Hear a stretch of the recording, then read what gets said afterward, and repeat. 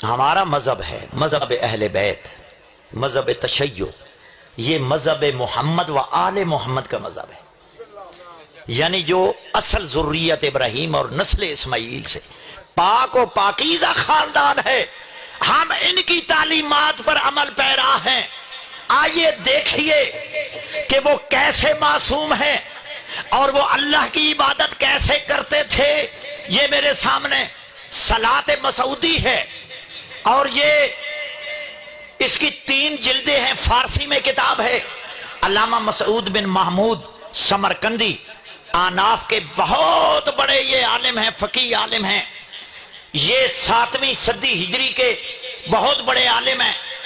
صلاۃ مسعودی فارسی میں، اور یہ طبع ہوئی ہے مطبع مرتضوی دہلی 1855 عیسوی کی چھپی ہوئی کتاب ہے، 1855 عیسوی کی۔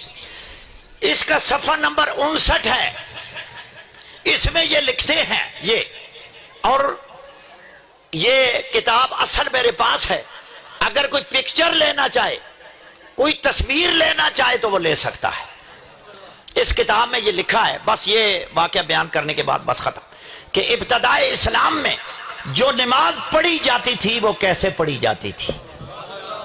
ابتدائے اسلام میں یہ لکھتے ہیں، در ابتدائے اسلام، بھائی میں خیانت نہیں کروں گا، آپ نے گھبرانا بھی نہیں ہے، میں جو کتاب میں لفظ لکھے ہیں وہی پڑھوں گا۔ لکھتے ہیں در ابتدائے اسلام۔ پہلے میں آپ کو بات بتا دوں کہ جو اس وقت ہاتھ سینے پہ رکھ کر پڑھتا تھا صحابی، اس کی کچھ نیت ہوتی تھی، غرض و غایت ہوتی تھی، تو پھر ہاتھ سینے پہ رکھ کر پڑھتا تھا، اس کی غرض و غایت ہوتی تھی تو پھر، اور جو پیٹ پہ ہاتھ رکھ کر نماز پڑھتا تھا اس کی بھی غرض و غایت ہوتی تھی کہ میں پیٹ پہ ہاتھ رکھ کر کیوں نماز پڑھ رہا ہوں۔ اور جو پیٹ سے نیچے، وہ الفاظ اس کتاب میں ہیں، ناف کے نیچے ہاتھ باندھتا تھا، اس کی بھی غرض و غایت ہوتی تھی، اس لیے وہ ہاتھ وہاں رکھ کر نماز پڑھتا تھا، اللہ کی بارگاہ معلیٰ میں وہ حاضر ہوتا تھا۔ اب کتاب کے الفاظ، در ابتدائے اسلام ابو بکر صدیق رضی اللہ عنہ در نماز دست بر سینہ نہادے۔ توجہ کرنا بھائی، حضرت ابو بکر نماز میں ہاتھ یعنی سینے پہ ہاتھ رکھ کر پڑھتے تھے، اور ان کی غرض و غایت کیا ہوتی تھی؟ وابا دل مناجات کر دے، خدا وندہ سینہ مارا از کینہ پاک گردان۔ وہ سینے پہ ہاتھ رکھ کر اس لیے نماز پڑھتے تھے کہ وہ کہتے تھے، اے اللہ میں تیری بارگاہ میں کھڑے ہو کر آرزو کرتا ہوں کہ میرے دل میں جو کینہ ہے، بغض ہے، حسد ہے، عناد ہے، میرے سینے کو اس سے پاک کر دے۔ لہذا وہ ہاتھ یہاں رکھ کر پڑھتے تھے۔ آگے وہ حضرت امیر المومنین عمر رضی اللہ عنہ دست بر شکم نہادے، وہ ہاتھ اپنے پیٹ پہ رکھ کر، شکم پہ ہاتھ رکھ کر نماز پڑھا کرتے تھے، اور ان کی نیت کیا ہوتی تھی؟ خدا بندہ باطن مرا از حرام نگاہ دار، کہ میرے شکم میں کوئی لقمہ حرام نہ جائے، میں مال حرام نہ کھاؤں۔ میری باتوں کی سمجھ آ رہی ہے سب کو؟ کہ بیٹے اللہ میرے شکم کو بچانا کہ میرے پیٹ میں کوئی حرام لقمہ نہ جائے، حرام مال نہ جائے۔ اور امیر المومنین عثمان دست بر فرج نہادے، سمجھ گئے آپ مانا؟ وہ اپنے ہاتھ شرمگاہ پہ ہاتھ رکھ کر نماز پڑھا کرتے تھے کہ بار الہ اس کو یعنی افعال بد اور حرام کاری سے مجھے بچانا۔ میری باتوں کی سمجھ آ رہی ہے سب حضرات؟ ہر ایک کی غرض و غایت ہوتی۔ یہ 3 ہو گئے، کیا کہتے ہیں؟ خلفائے راشدی، یہ 3 ہو گئے۔ اب چوتھا، سبحان اللہ، توجہ کرنا بھائی، کہتے ہیں وَأَمِيرُ الْمُؤْمِنِينَ علی رضی اللہ عنہ دستہا آزاد داشتے علی نماز میں ہاتھ کھول دیتے تھے، کہتے تھے بار الہ، مجھے تیرا فضل چاہیے، تیرا کرم چاہیے۔ علی کہتے تھے اے بار الہ، علی کو سینے پہ ہاتھ رکھ کر نماز پڑھنے کی ضرورت نہیں، کیونکہ علی کا سینہ ہے۔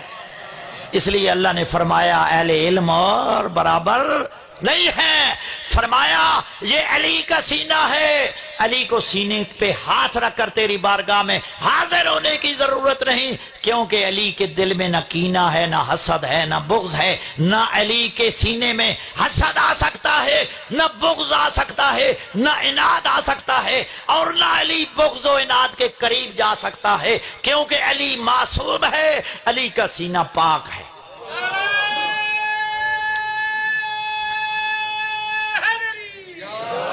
اور نہ ہی علی کو شکم پہ ہاتھ رکھنے کی ضرورت ہے، کیونکہ علی کے قریب نہ لقمہ حرام آ سکتا ہے اور نہ علی لقمہ حرام کے قریب جا سکتا ہے۔ لقمہ حرام وہی کھائے گا جو دنیا دار ہوگا، جو مال کا بھوکا ہوگا۔ علی فرماتے ہیں جب خوبصورت شکل میں نیلی آنکھوں والی دنیا خوبصورت عورت کی شکل میں مولا علی کے پاس آئی، مولا نے کہا ہے دنیا اپنے جیسے کو تلاش کر، اپنے جیسے کو تلاش کر، یہ علی ہے، جو تجھ جیسا ہے اس کو تلاش کر، میں نے تجھے 3 طلاقیں دے دی ہیں۔ لہذا علی کو پیٹ میں بھی ہاتھ رکھنے کی ضرورت نہیں تھی، اور نہ ہی علی کو ناف کے نیچے ہاتھ رکھنے کی ضرورت ہے، کیونکہ علی کے پاس نہ حرام فعل آ سکتا ہے، نہ علی اس کے قریب جا سکتا ہے۔ کیوں؟ اللہ نے وعدہ کیا وَيُطَهِّرَكُمْ تَطْهِيرًا، میں نے ایسا پاک کیا جیسا پاک کرنے کا حق ہے۔ حضرت مریم سے کہا، صبر جی، حضرت مریم کے بارے میں کیا کہا فرشتوں نے؟ قالت الملائکۃ یا مریم اصطفاک، اے مریم میں نے تجھے چن لیا ہے، میں نے تجھے برگزیدہ کر دیا ہے، وطہرک، اور تجھے معصوم بنا دیا ہے۔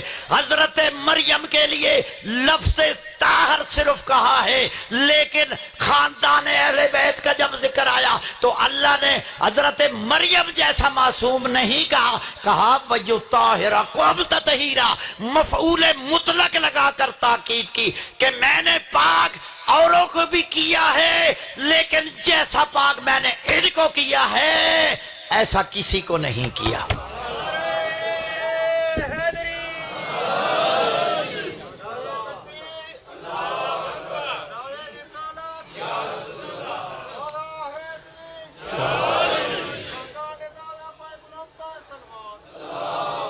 صلی علی محمد وآلہ، کیونکہ وقت بہت قلیل ہے۔